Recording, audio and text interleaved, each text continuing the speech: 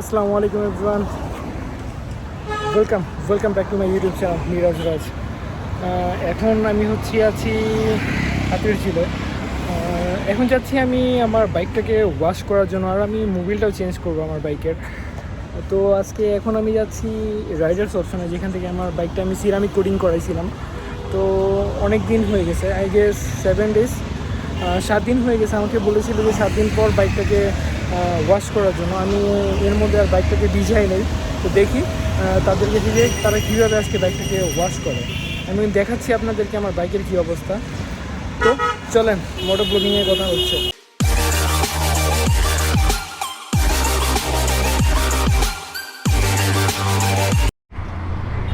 এই যে দেখেন, এই হচ্ছে আমার বাইকের ফুল অবস্থা। ধুলাবালি কাদা দিয়ে ভরা, একদম মাটি টাটি দিয়ে ভরা। 7 days, খুবই খারাপ অবস্থা। আমাকে বলা হয়েছিল, তো চলেন, আমাকে বলা হয়েছিল যে 7 days যে তো পানিতে না ভিজে। তো আমি সেটা ট্রাই করছি না ভিজানোর জন্য। বাট এখন তো বাইকটা ওয়াশ করা লাগবে, বাইকের অবস্থা খুবই খারাপ। তো এখন আমি যাচ্ছি যাদের কাছে আমি আমার বাইকটাকে সিরামিক কোটিং করেছি তাদের কাছেই। তো যে ভাইয়াটা হচ্ছে ওনার, মানে ড্যানি ভাই, তার সাথে আমার ফোনে কথা হয়েছে। তাদের কাছ থেকে আমি মোবিল আর মোবিল ফিল্টার দুইটাই নিচ্ছি। তাদের কাছে সেটা আছে। আর তাদের কাছে যেই মোবিলগুলো আছে সেগুলো অথেন্টিক। আমি এর আগে বারকোড স্ক্যান করে সেটাকে অরিজিনাল পাইছি, সো বলতেই পারি। তো এই হচ্ছে ব্যাপার।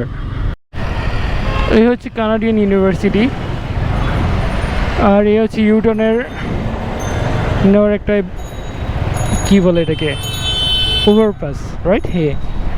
তো এর একটু সামনে যে এই যে সামনে বায়া মোড় নিলেই হয়ে যাচ্ছে। মোড় দিয়ে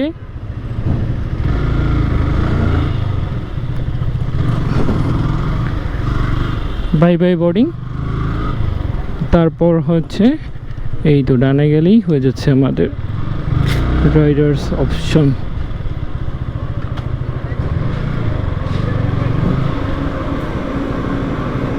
চলে আসছি রাইডার্স অপশনে।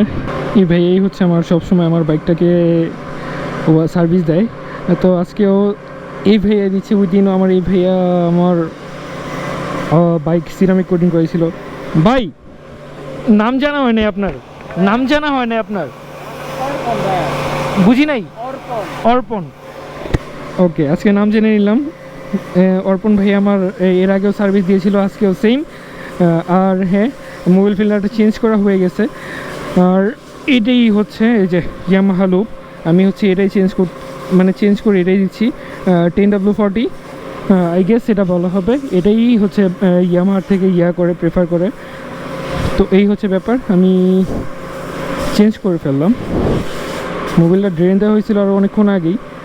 মোবিল ফিল্টার শর্ট থাকার কারণে একটু লেট হয়ে গেল, যাক, প্রবলেম নেই। আর আমি এখান থেকে আমার বাইকটাকেও ওয়াশ করাচ্ছি। সিরামিক কোটিং করার পর এখনও আমার বাইক ওয়াশ করা হয় নাই। তো এই হচ্ছে ব্যাপার। অ্যাজ ইউজুয়াল যেমনি ওয়াশ করে এমনি ওয়াশ করা হচ্ছে। আসলে আমি ভাবছিলাম এটা মেনটেনেন্স অনেক হার্ড, বাট না, অত বেশি হার্ড না, ইটস টু ইজি। আপনারা সিরামিক কোটিং করাতে পারেন, বাট লাস্ট ফিউ ডেজ, মানে প্রথম কিছুদিন একটু আপনাকে ভালো মতো মেনটেন করতে হবে, দ্যাটস অল। আর কিছুই করতে হবে না।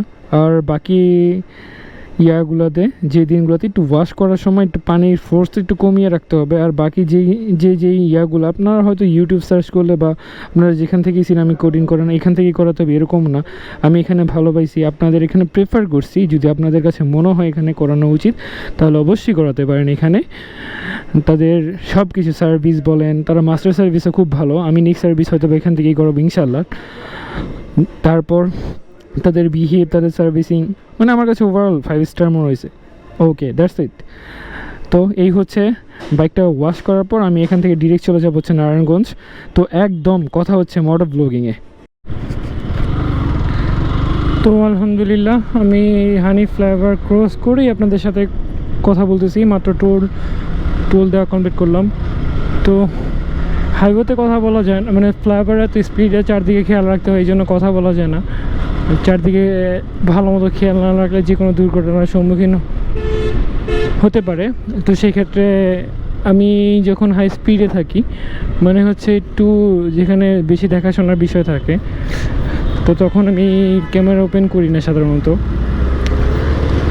তো যেটা বলতেছিলাম, আপনার সিরামিক কোটিং করলে বেশি একটা মেনটেন্স করতে হয় যে এরকম না, আপনাদের মতো করে মেনটেন্স করতে পারেন। বাট ওই ফার্স্ট কিছুদিন হচ্ছে আপনাকে একটু ধৈর্য ধরে বাইকটাকে রাইড করতে হবে, একটু কম আস্তে ধীরে বাইক রাইড করতে হবে, দ্যাটস ইট। আর হ্যাঁ, আজকে আমি আমার হচ্ছে যে মোবাইল ফিল্টার ওইখান থেকে কী ইনস্টল করলাম বা কী নিলাম, একটা হচ্ছে মাইক্রোফাইবার তাওয়াল নিলাম, সেটার প্রাইস হচ্ছিল 250 টাকা। ওটা সাইজ একটু বড়, অন্যান্যগুলো প্রাইস কম, যেগুলো ওগুলি ছোটো হয়ে থাকে, সাইজটা আমি সঠিক বলতে পারতেছি না।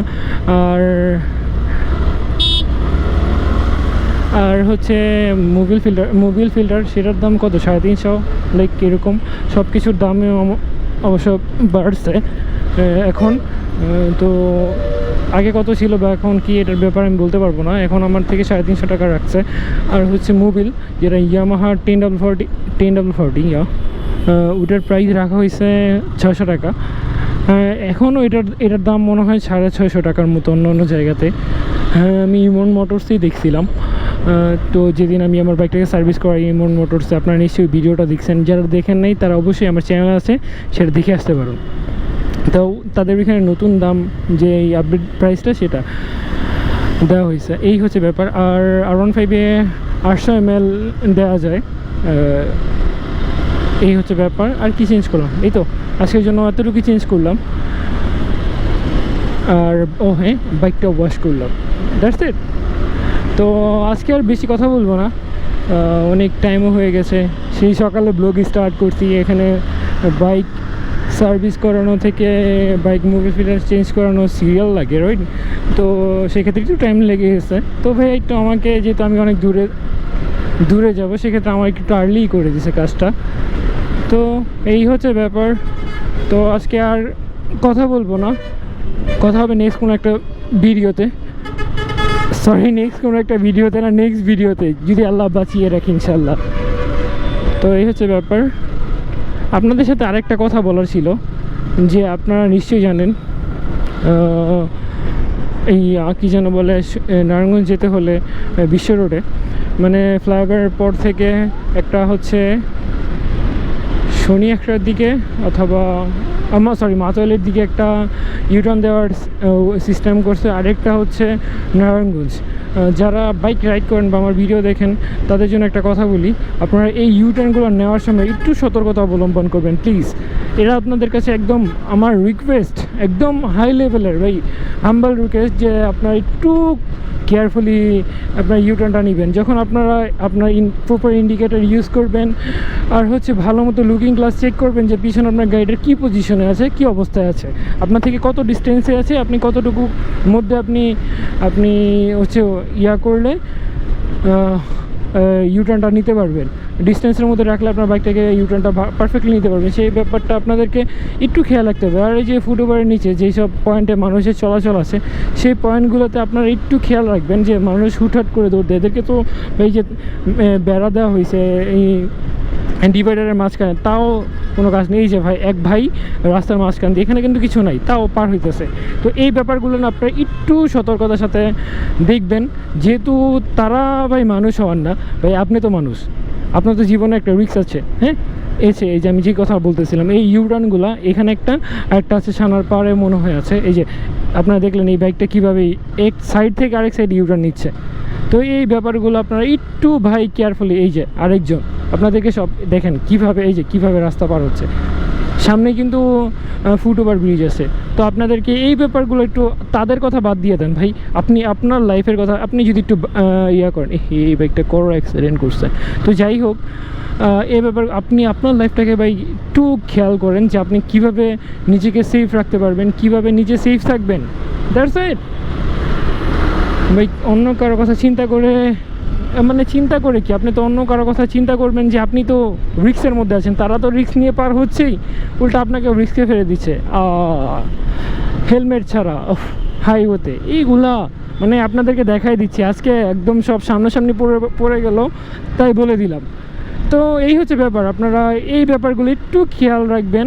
যেহেতু সাইনবোর্ডের যে ইউটার্নটা আগে তো একদম এখানেই ছিল, এই সামনেই ছিল, তো এই ব্যাপারটা এখন অনেকটাই উপকার হয়েছে যে একটু দূরে দেওয়াতে, যে যার মতো করে ইউটার্ন নিয়ে যার যেখানে ইচ্ছা সেখানে চলে যেতে পারতেছে। বাট এই ইউটার্নগুলো কিন্তু খুবই রিস্কি। আপনাদেরকে বলে দিই, এই লাস্ট 2 দিন আগে এই সানার পারে সামনে যে ইউটার্নটা আছে সেখানে কিন্তু একটা ভাই জিক্সার ছিল মেবি তার, আচ্ছা আমি রোডে এর আগে না যাই হোক হতে পারে, আমি বলি যে আমি রোডে না অ্যাক্সিডেন্ট ব্যাপারে আমি যখন বাইক রাইড করি এই কথাগুলো মাথায় অনেক না, আমি বলতেও চাই না। তো এখন দরকারি সাপেক্ষে আমি বলে দিচ্ছি, এখানে একজন বাইক অ্যাক্সিডেন্ট করে এক ভাই উনি স্পোর্ট ডেড হয়েছে, তো জিক্সার ছিল এটা। তো এটাই বলা ছিল, আপনার এই ইউটার্নগুলোই সামনে সানার পাড় দেখা যাচ্ছে, এই সানার পাড়েই অ্যাক্সিডেন্ট করে কবে কালকের আগের দিন, হ্যাঁ কালকের আগের দিনই এক ভাইয়া মারা গেছে, একদম স্পোর্ট ডেট। কীভাবে হয়েছে সেটা আমি বলতে পারবো না, বাট আমি এটার নিজে একটু চিন্তা করলাম যে আসলে এখানে অ্যাক্সিডেন্ট হওয়ার রিজন কী হতে পারে। তো আমার কাছে রিজন যদি এটাও না হয়, বা ধরেন এটাই হয়েছে বা এটা না হয়ই নেই, তো আপনাদেরকে যেই কথাটা বললাম সেটা অবশ্যই আপনাদের কাছে হেল্পফুল হতে পারে। বাট আপনাদের কাছে একটা হাম্বল রিকোয়েস্ট, যারা বাইক রাইড করেন আপনারা প্লিজ আপনার লাইফকে একটু কেয়ার করবেন, হেলমেট পরিধান করবেন। আর এই যে এই ইউটার্নটাতেই গতকালকে মনে হয় না কি কবে, আমি শিওর বলতে পারবো না, দুই একদিন আগে আমি ভিডিওতে দেখলাম, আমাদের গ্রুপের একটা ভিডিওতে, এই কোন একটা সাইডে তো এইভাবে অ্যাক্সিডেন্টটা হয়েছে। আমি এই যে এখানে একটু ভিজা ভিজা মনে হচ্ছে, যাই হোক হোয়াট এভার, মনে হয় যে স্পটটাতেই যেটা ক্রস করলাম, যাই হোক না কেন আপনারা ভাই একটু ইন্ডিকেটরটা মিররটা ভালো করে চেক করে তারপর ইউটার্ন নেবেন, একটু কেয়ারফুল হন, হ্যাঁ যারা বাইক রাইড করেন। আর বাস ড্রাইভার, সিএনজি ড্রাইভার, তাদের কথা কি বলবো ভাই, কিছু বলার নাই তাদেরকে। তারা তো যারা সিএনজি বা ট্রাক ড্রাইভার বা বাস ড্রাইভার যারা উগ্র, তাদেরকে কখনো আপনি বুঝাতে পারবেন না, তাদের কোনো চিন্তা নেই অন্যদেরকে নিয়ে, বাট আপনার চিন্তা করতে হবে আপনার লাইফকে নিয়ে। That's it. অনেক জ্ঞান দিয়ে ফেললাম না, তো আজকে আর জ্ঞান দিব না, বিদায় নিয়ে নিতাম আরও আগেই, বাট দরকারি কিছু কথা ছিল আপনাদেরকে বলে দিলাম এই ব্লগের মাধ্যমে। তো দ্যাটস ইট। তো আজকের মতো এই পর্যন্তই। আমার নেক্সট ভিডিও আসার আগ পর্যন্ত আপনার সুস্থ থাকুন, ভালো থাকুন, আর আমার জন্য সুস্থ থাকা মনে করুন, আর আমি যেন সুস্থ থাকি, ভালো থাকি, আপনাদের জন্য ভালো মতো ভিডিও মেক করতে পারি। That's it. তো আপনারা সবাই আমার নেক্সট ভিডিও আসার আগ পর্যন্ত অবশ্যই ভালো থাকুন, আর যারা আমার ভিডিওটা দেখতেছেন অবশ্যই একটা লাইক করে দিবেন, সাবস্ক্রাইব করতে ভুলবেন না। আপনার একটা সাবস্ক্রাইবে আমি অনেক মোটিভেট হই। আপনারা যখন কেউ সাবস্ক্রাইব করেন, আমার তো ছোটো একটা চ্যানেল, আমি সত্যি অনেক উৎসাহ প্রকাশ করি নিজের মধ্যেই। তো এই হলো কথা। তো আপনারা সবাই ভালো থাকুন, যারা বাইক রাইড করেন হেলমেট পরিধান করুন। That's it. আসসালামু আলাইকুম, আল্লাহ হাফেজ, ফেস।